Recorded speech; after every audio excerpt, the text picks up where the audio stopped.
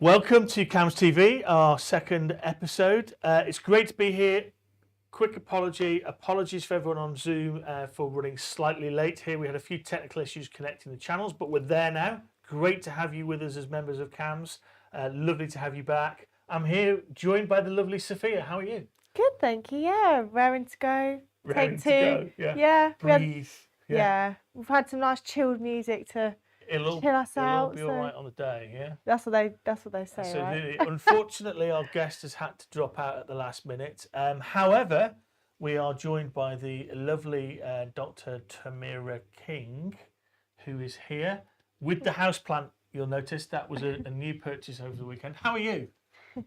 Very good, thank you. Pleased we Excellent. started. It's only been a while, hasn't it, really? So can you introduce yourself and let everybody know who you are and how long you've been at Cranfield and what you do? Sure. Good afternoon, everyone. I'm Dr. Tamira King. I'm a senior lecturer in marketing and retail at Cranfield University. I've been here for about 10 years now. So I'm an expert in all things retail and marketing and communications. Brilliant. And you're going to be grilling me or slightly sauteing me in the absence of another co-questionee. Is that okay? Absolutely. Excellent. So what's the first question you have for me? Sophia's actually crying laughing here. Make it a good one, Samira. Okay, right. I was thinking about today in such an evolving technological landscape, do you see this trend of future-rich products affecting customer adoption and whether customers are happy? It's a really good question, actually. From my experience, and I spent all my career before I transferred to kind of academia in IT, I think there is a trend of over-engineering lots of things. And that's partly to do with, and it's the same, I guess, for retail, is you have product development people who kind of get sucked into, this is a brilliant product, this is what, and over-engineer it and put so many features and functions on it because it's their baby and don't really consider what the end user's got in mind for it. Or what the end user actually needs.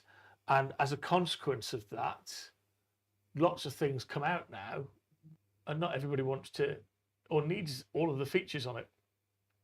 And that causes a lot of problems for organizations because either the customer's got to bend the product or the solution, which causes so many implementation and installation issues, or it causes an issue because competitors can kind of come in and go, well, yeah, there's 20 features here, but actually you only need 10, and our 10 are what you need today and are priced at 75% of what the all singing, all dancing is.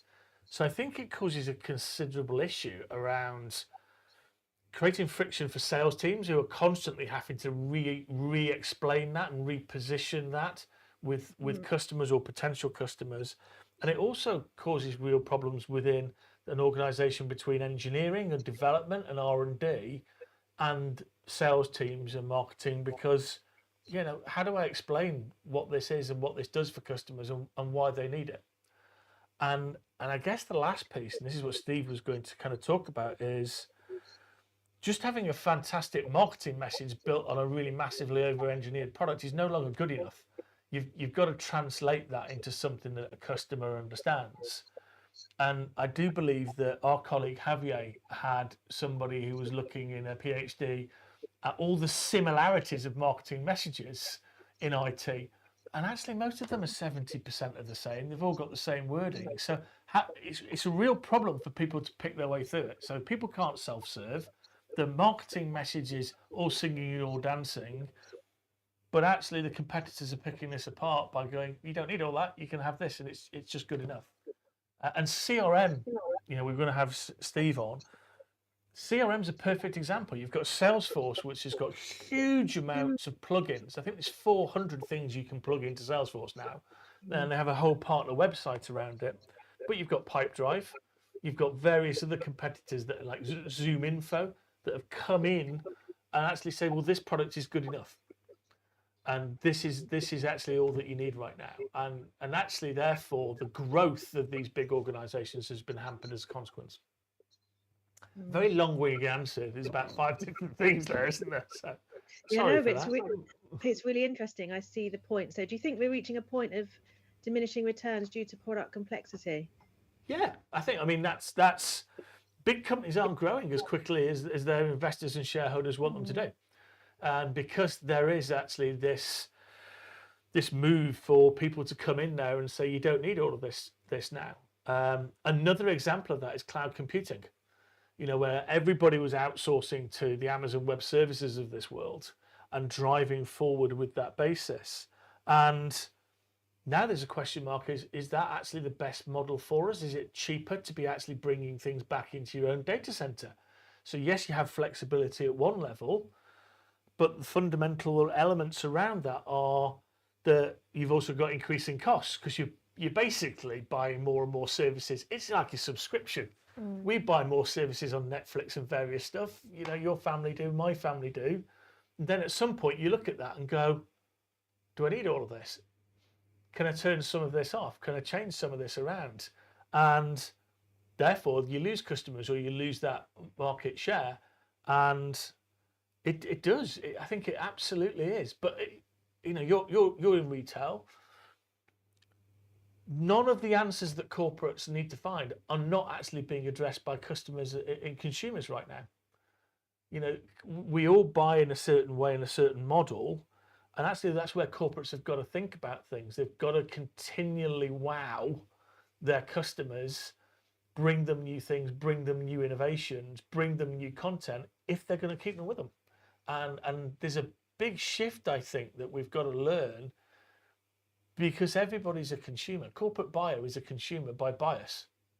You can't stop them doing that when they walk into an office. So to your point around the development of the market, I think big organizations are slowing down. And I think that's causing a huge amount of disruptive investors coming into boards and saying, actually, you need to strip costs out there. You need to reimagine how you're going to do things in order to reach your true shareholder potential. Yeah, and that kind of leads to my next question is how vulnerable do you think companies are to these over-engineered products, to disruption from very simple and companies that are focused really on their competitors? I think massively so in terms of, if you've over-engineered a product and you're trying to price that product in the marketplace, and it could be a huge computer system or it could be a car. If you're trying to price that in the marketplace, you have margin implications straight away because people aren't willing to pay the price that you think they should be for all the features because they don't want all the features. They don't want all the elements of it.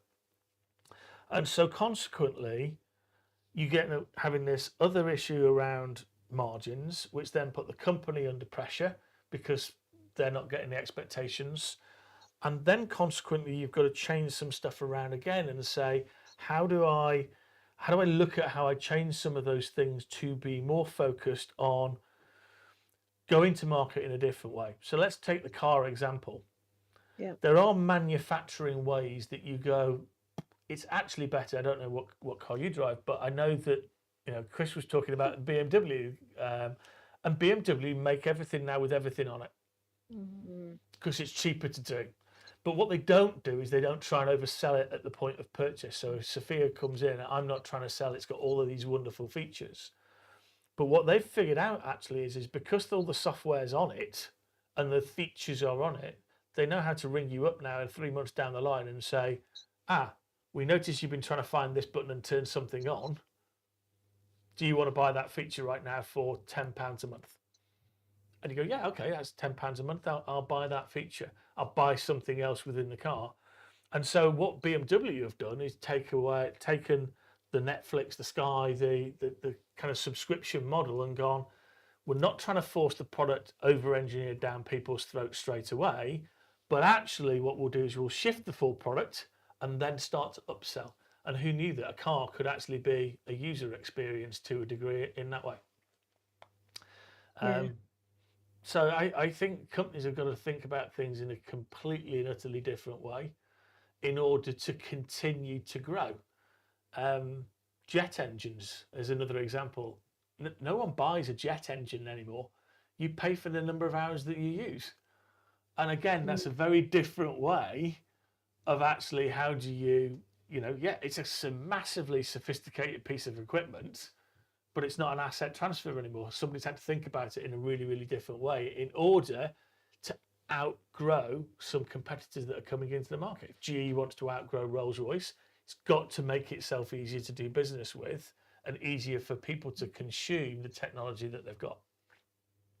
Yeah, you reminded me a bit of my Alexa and how I seem to be upgrading to the new apps and opportunities it's providing me with every month. There's another cost. And it is, yeah.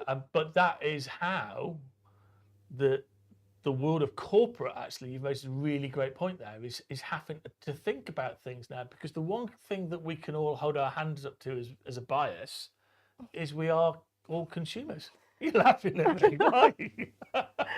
Yeah, it's always upsell, isn't it? And you buy anything these days, and there's always something to be ahead of the game, isn't there? Really, to upsell. I mean, talking of cars, I do love my car, and I was lucky enough to get a new one, but it's never just that one price, is it? There's always something. And going back to what you were saying as well, they don't need to sell it. It's almost like sometimes they feel like the brand or the product sells itself, and then they make the money from the upsells, from the glazing, from the protection, from the extra lights and things like that. It's almost like that's where people now rely on making that extra money, I guess, and making that profit, because it's like they rely on the product to sell themselves, and then it's the upsell that takes it from there. Yeah, I mean, interestingly, and this possibly crosses into the retail experience, but actually buying a car now, actually they've worked out that Gen Z.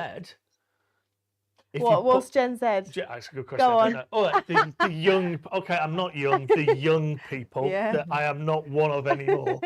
The reality about that is that they did an experiment of looking at a car, putting a car in a showroom, and said, here's your Tesla. But actually then they put an iPad in front of the Tesla with all the features of the Tesla on it and interactive. And so there's the car, or you can go interactive with an iPad. And what do you think happened? Yeah. Everyone went to the iPad. And I thought, well, the car's there. I know. But it's like, no, the way that they want to experience things today is through that technological interface. And that's where you get the ability to add things on and do things differently. And do people really care? But again, you then look at things like Zipcar, Tamara, and go, people wanted to buy a car. Yeah. Now they don't. Yeah. They just want to get from A to B. And that's really the interesting way that the companies you mentioned about stagnant growth, and can companies who over-engineer things be at risk? Yeah, that's a perfect example. Do you want to buy a car in the traditional asset transfer model, and then you got all the hassle of it, or do you want to get from A to B? I want to get from A to B. So I walk out of my house in Highgate, and there's 10 Line bikes, God knows how many scooters, and 4 Zipcars, because the people that are coming to visit the teenagers and the younger people on the street are jumping in those from central London and arriving. And you go, okay. And so that's the whole thing about, if you are a big company over-engineering products, that game's ended to a degree. You can't transfer asset anymore. The only transfer of asset is if I buy Head and Shoulders. That's a transfer of asset. I can't pay per use for Head and Shoulders, though I'm sure there's some retailer somewhere thinking about that. But the reality about it is people are now looking to pay for usage, and therefore companies have got to figure out how they make it easy for people to buy and then upsell, to your point, Sophia. So if I'm a big company that have over-engineered products, sell the base product and then sell upgrades. Yeah. And that's the way that I think companies now need to think about it. Yeah. You touched a little bit there on technology and AI and automation. So I had another question on that. So how do you think the concept of good enough technology can impact product development and marketing strategies in the coming years, in the future? Oh, he's stumbling. It is. It's a great question. How is good enough I'm not sure we're going to know what the features and functions are behind technologies anymore now. And good enough is, in definition, good enough. Do I just need something to do this, and as long as it's always on, and as long as I don't have a risk, and as long as it's easy to use, that's okay.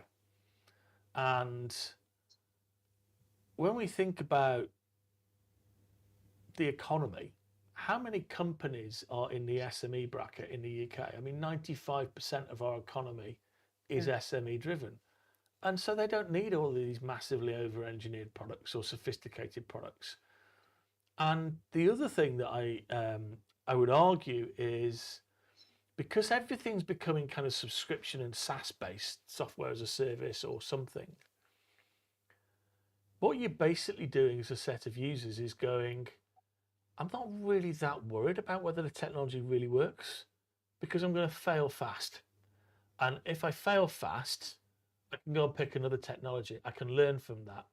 And I think there's an increasing mindset coming around in organizations, which is, it's not about keeping the lights on. It's not about massive legacy systems all the time. It's not about how you get, let's look at it from a 100-person company. Traditionally, they would go and get servers underneath the desk. They would go and get, lots of laptops and various other things. And they would have to have an IT department of maybe five or six people. Now you can say to people, bring your own laptop to work. You've all got, an Apple or a Microsoft or whatever. Now you access your email through 365. We'll just set up a 365 account for you. We don't need any kind of other applications. We've got all of the applications that we use to run our business from Microsoft, other brands available.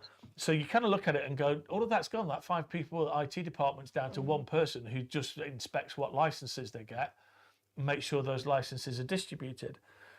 And so, do they care? I mean, let's be honest about it. I'm sure someone at Cranfield's figured out, but do we really know where all our emails sit on Microsoft? No, we don't care. Do we really know all the features? I don't. If I hold my hand up, I'm an IT laggard, even though I sold it. I've got no idea of all the things that Microsoft Suite can do. I probably use about 10% of them. So, yeah, exactly. I can. If I look at PowerPoint, don't know about you, I can do the basics on PowerPoint, but I can't do much more because I don't want to spend. So again, it comes to your argument. I'm sure there's lots and lots of things on PowerPoint that people can do. I only use 10%. So if somebody else came along and went, here's a cheaper version because you only use that 10%, would I do it? Possibly. So, and coming back to that point, what is technology driving? Is technology going to drive innovation more and more and more? In certain areas, absolutely, I think it is. But in other areas, I think people will go, I just don't care.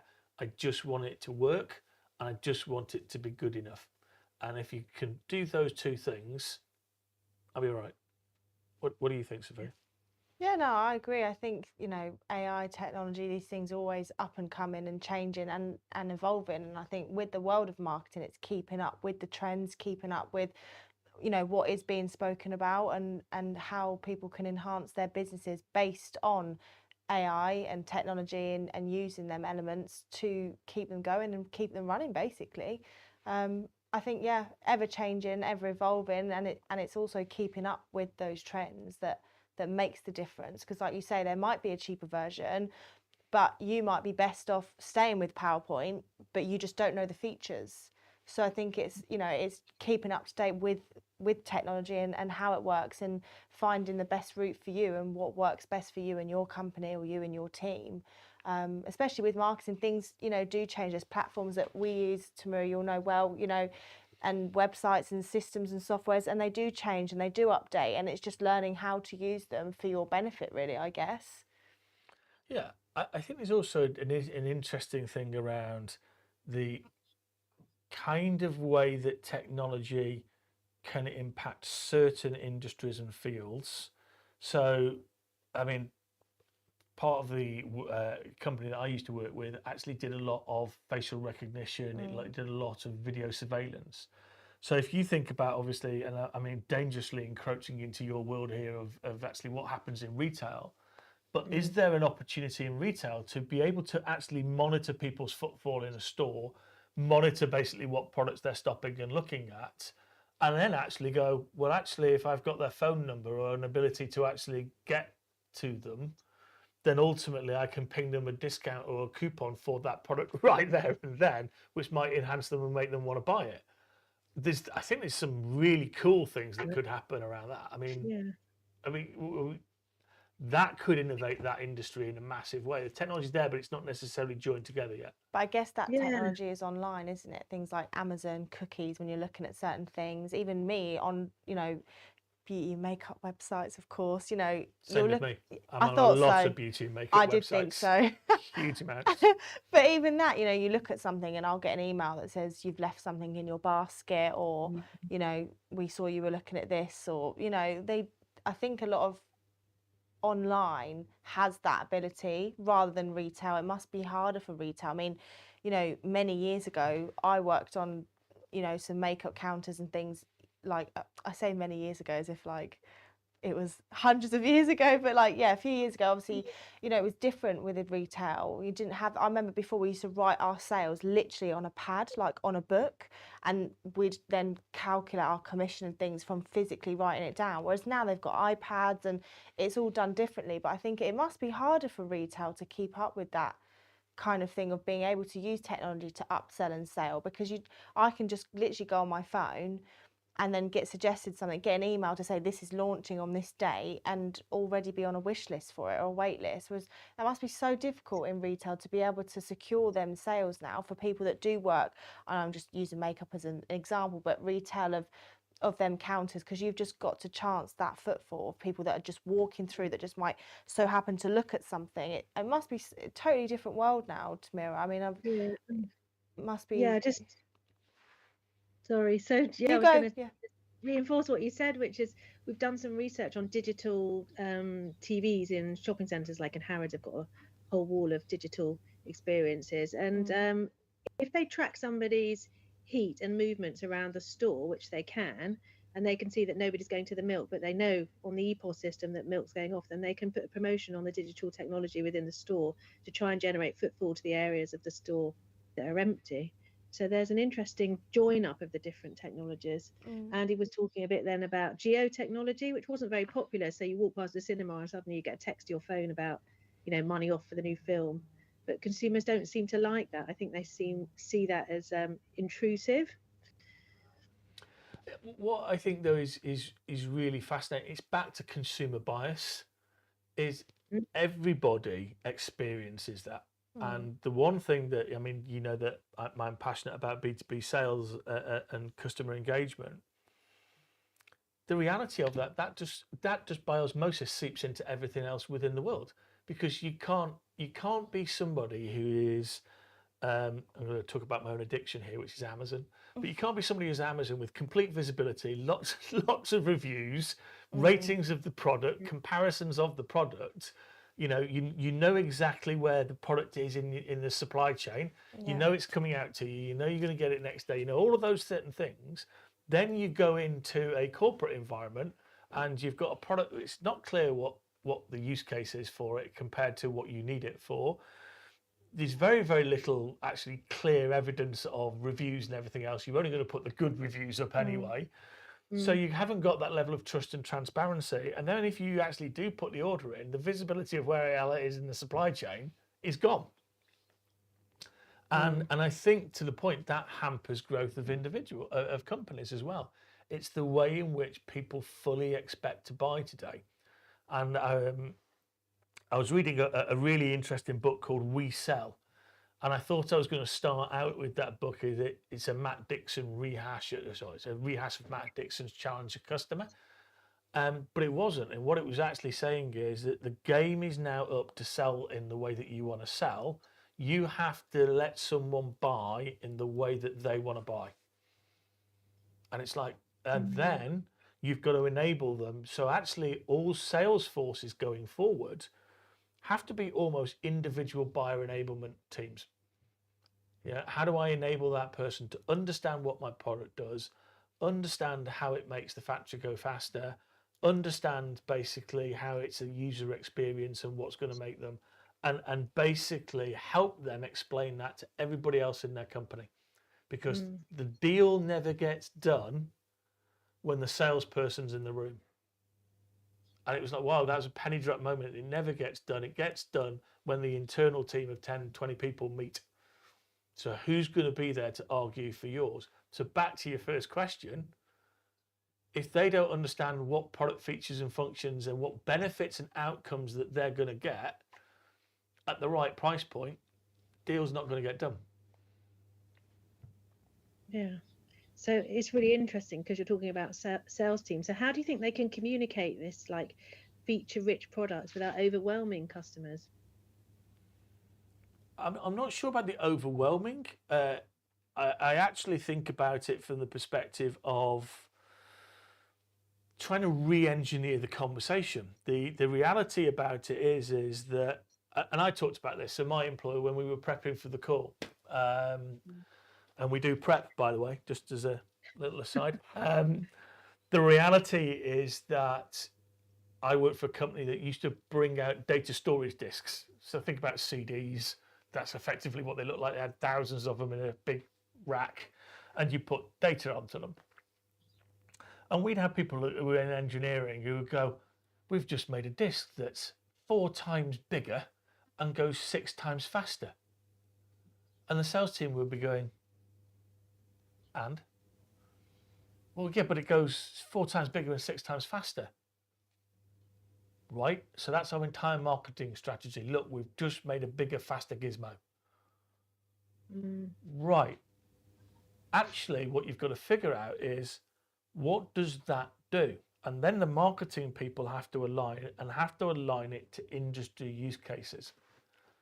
So if you're a bank, what does that mean for you as a bank? So banks make more money when they take a position financially quicker than their competitors do, whether that be to unravel a position or take a position on a certain investment, certain currency exchange in a certain country. That's how they make their money. If you could take 7, 8, 9 copies, because you've got bigger disks, of that data and run simulations of different outcomes and positions against those copies 6 times quicker than you could previously, you are in a position where you're more likely to beat the market to a favourable financial investment decision. So actually that 4 times bigger and 6 times faster now means something to that bank. How do I help the brand go quicker of that bank, and how do I make the factory go faster? Because everything, bizarrely enough, is a brand and a factory. And even a bank is a factory. It moves money through the whole process. So from that perspective there, you've got to have a sales force that is being equipped by the right marketing message for the right industry and the right set of users. And how does it help them do something? Or as Andy Bound is probably out there watching, as Andy Bound says, what's the afters? How does the sales force explain the afters of using that service or product to the people that they're trying to entice to buy and invest in it? And very few people focus on the afters. They focus on the gizmos, the widgets. This is what it does. But what does it do for me? What's the outcome for me? What happens after I've used your product and your service that makes something move quicker or protects my brand? So, to that particular point, we've talked about this, and we'll talk about it with a couple of academics in September. Where is that sales and marketing alignment broken? And we've done tons and tons of research on the fact that it is broken. It's probably now time to move past that and go, okay, how do we actually fix it? And there's been some great modelling around it. So again, one of the things that we'll be relying out to members is actually a really good paper on how do you align sales and marketing through the growth phase from a small 10, 20 person company up to a 500 people company. So we've been doing some work around that in the KAMs, and that'll be coming out. So, right now, the answer to the question is sales teams probably have to reconfigure the message for the people they're sat in front of, which is not an ideal solution. So you've given some good examples of how the strategy might work, and we'll save a nugget of that for your session in September. Yeah, absolutely. Yeah. So there was a great paper presented on that over at GSSI. Was the Global Sales Science Institute and the conference there down in Montpellier. And positioning there, and Kenneth's going to come on in September and look at that, which is, what actually are the answers for sales and marketing? And without giving it away, it's like, well, the answers are kind of already there, but we just ignore it because we like to fight as sales and marketing and say, well, sales are measured, marketing isn't. Therein lies the problem. We're at the coalface having to do the deals, and you're at the creativity department coming up with really nice fluffy things. I'm not sure that's the case, but the reality I think it is we do need to work closer together. And I think engineering has a massive part. It's got to start with engineering. And in my world, there was this big thing called product marketing. And they sat before marketing, and they were the people that sat in between marketing and product engineering and kind of went, well, this is the messaging that you need to be coming out with. And it's like, well, that's basically just saying it's 4 times bigger and 6 times faster. That's not helping. And then somebody else tried to kind of soften that and make it more applicable. And it was up to the sales team to go, it's actually me one-on-one explaining that to users in potential clients. Yeah, it's that conversation, isn't it? So now you're talking about increasing complexity of products. How do you think the role of consumer education and support should be evolving? I think it's a really good, but massively now people find their own answers to problems. So I'm the guy that does the washing in our house, which is quite unusual. So I do a lot of that, and I'm all right with that because I quite like being domesticated. But I probably don't use the washing machine in the best way I could. So the other day, as an instance, it started beeping at me going, "You got an F-55." What's an F-55 fault? Yeah. Last time I thought of those, I thought it was a US fighter plane. So the reality about it was I had to go online. I'm since your question probably in a political way, but I went online and put the washing machine type in an F-55 fault. Okay, this is your problem. And actually, should I go to the company and ring their call center and ask them to provide me help? Well, the answer to that, and this comes back to question 2 ago, is they're so packed with AI, I've got no chance of actually getting to a human being and actually asking the person the question that I want to get to the answer. So I go out now, and there's a whole user group around the globe that use this product, and they will tell me the solution. And they say, basically, you need to get everything out, turn it off at the switch for an hour.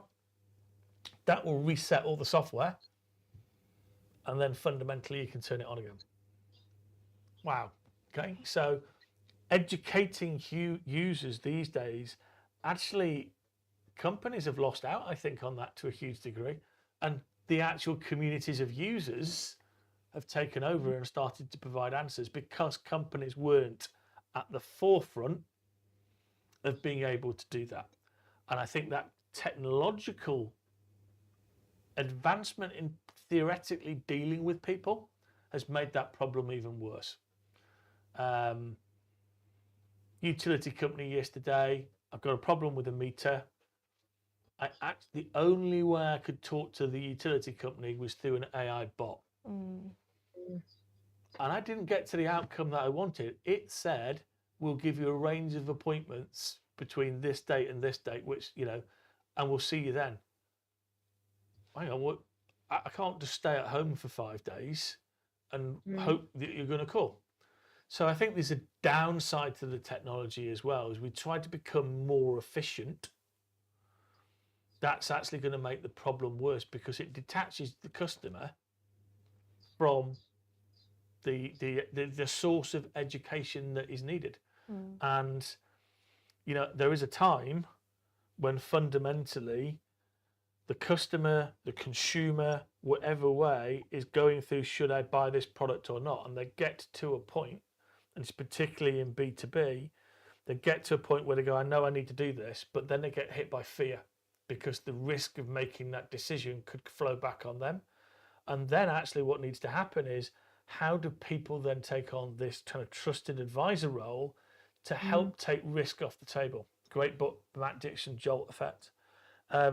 And that also fundamentally rests on, don't give them more information because they've got enough to make the decision. It's actually how you help them negotiate fear. And to do that, I think, to answer your question in a slightly different way, there's a huge amount of benefit for connecting people with user groups and people who are in a similar situation. And I would call that credential marketing. These people are really pleased with our product. They find it really simple to use our product or service. You look a lot like them. Go find out from them. And that requires a company to be supremely confident that they are doing a really good job on the things that they make or provide. And also, more importantly, and this is your word again, customer service. The afters. Great HBR article came out, we'll put it out on the web, that actually said, isn't it interesting if you rip away the job of sales, rip away the job of marketing, rip away the job of customer service and say, Sophia, you're all of those three things, dependent on what the customer needs at what particular point in time. Isn't that actually getting to breaking down the silos and really helping organizations in the way they need to be? And it actually had a massively positive outcome on the company that they case studied. It's interesting. Do you think they've got a responsibility to ensure their customers can fully utilize their products and fully educate them? Yeah, absolutely. And you know, let's talk back to PowerPoint. Wouldn't it be a really good idea if Microsoft went out on YouTube or did even on their own website and said, hey, you know what? You know, the reality of it is that you don't know how to use this product as well as you could. If you could do these things, this is how it's going to improve how these things come across. And I'd probably be really interested to sit down and watch that for 2 or 3 minutes and add to my capabilities, but they don't. So yeah, I do think companies have got real responsibility to make it easier to do things for organizations. They've got to make it intuitive. They've just got to think about things in a slightly different way. What do you think? Yeah, no, I agree with what you're saying. I think that's why it's good to have these discussions because, as you say, you're coming at it from the sales perspective, and obviously Tamira, with all your experience in marketing, it's always good to get both sides and both views, and I think it's good to have these conversations. But I do agree with what you're saying, and I think it's important as well. Absolutely. So I don't know if we've got any comments on Zoom, guys, out in the studio, or anybody's got any comments. If you want to throw them over in the next 10 minutes, that would be absolutely great. Okay. 4 minutes, sorry. We've got 4 minutes left, not 10 minutes. So we'll just slice it down by 6. If you want to come back to us with any questions after the event, please do so. We'll be following up and posting this on the KAMs website. Any final questions for my grilling, and I can't help looking at the plant. And the reason I'm going to say I can't help looking at the plant is there's a story. I don't know if you ever heard the Alan Sugar story when he first started out in his career.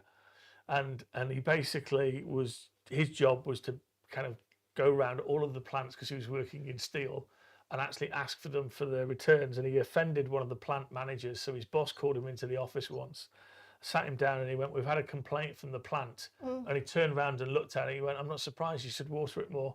And have left for looking at the plant in the background. But the more kind of jokey bit, there is now an app.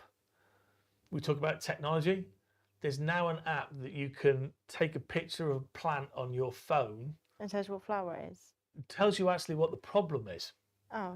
So if a plant is dying and I would traditionally cut a leaf off it because that would be a plant. And they go, no, no, no. Actually, what you should be doing is putting sugary water in the plant because that's the problem. To the point about technology evolving, who thought that that was a good idea? Who sat down and actually said there is a plant app that is needed because people are making mistakes about caring for their houseplants, and people will buy that? I have no idea. I mean, that to me though is the way the world is going. There are all of these things coming out. Some of them will work, some of them won't. Investors will, put money into some, not in others. Investors will lose money on some, not on the others. But that's back to that whole fail fast point that we were talking about earlier on. Does it matter anymore if we make mistakes? And the brave new world is make mistakes. Don't worry about doing business as usual, because that's not going to get you to that next level. It's not going to get you to the next place that you need to be. So, Absolutely. any further questions? I've got one last one if you've got time. Absolutely. Yeah. I just wanted to see if you envision in the future that there will be a balance between really product sophistication and actually user friendliness evolving. So do you think we'll see the shift towards simpler, more focused products, or are we going to still be generating towards increasing complexity? If I was to put my money on one, I would say we're going to go simplicity. And that's back to the point around everything's as a service, everything's, a subscription to a degree. You've got to be able to start people small, get them used to the things that they want to be used to, and using the things that they want to use for the outcomes they want to, and then walking them more towards more sophistication. You know what, you're doing this. If you just did that as well, just think what more you could achieve and do. I think particularly there's not going to be any change anytime soon on shareholder expectation. So if we want margins to go up and we want costs to be maintained, you can't over-engineer solutions for over-engineering solutions' sake. So you've got to make it simplistic, and then add on and sell on. And I think actually then the answer is, if you did that, you then to the true subscription model, aren't you? Which is people will stay with you for a longer period of time and start to buy more things and use more things from you. So if I was going to go red or black, as in simplistic or more complex, and black was more simplistic, I'm going black. That's where I would go. And by the way, I'm not saying we're there tomorrow. I think it will take a few years, but I think overall people will have to do that. Strong answer, good. Yeah, there you go. Bringing a bit of gambling in. So, do you want to close us out? Yes, so Tamira, thank you so much for joining us today.